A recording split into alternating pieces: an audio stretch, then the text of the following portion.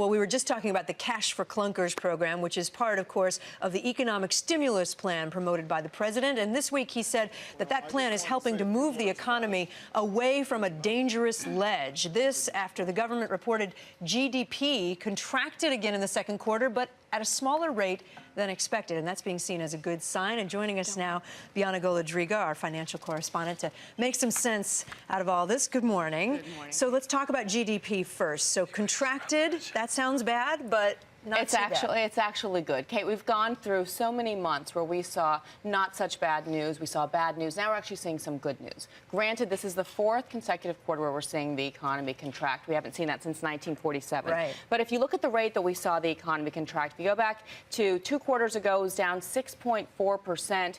Then it went to 5.5% the first quarter of this year. Now we're down 1%. We're seeing that businesses are finally starting to make more money now. The earnings came in better than expected.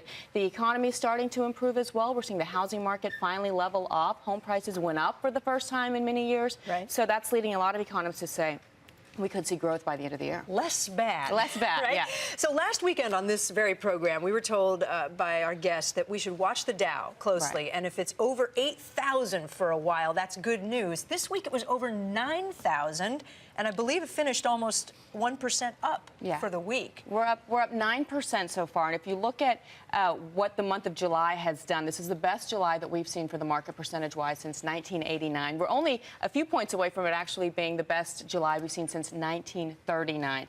Now, granted, if you look... How can that be? Because if you look at where we've come from, how bad things were right now, look at what earnings did. For the first time in a long time, we saw that earnings beat estimates across the board from consumer companies, from cyclical companies, from global companies. And we're seeing that hiring is going down. That's the bad sign. You want to see what's going to happen with jobs. The way companies are still making money right now is if they're actually cutting labor forces. That's the easiest way, unfortunately, to make money. You cut labor force. We're going to have to see what they do with regards to revenues going forward if they actually start making money. All right.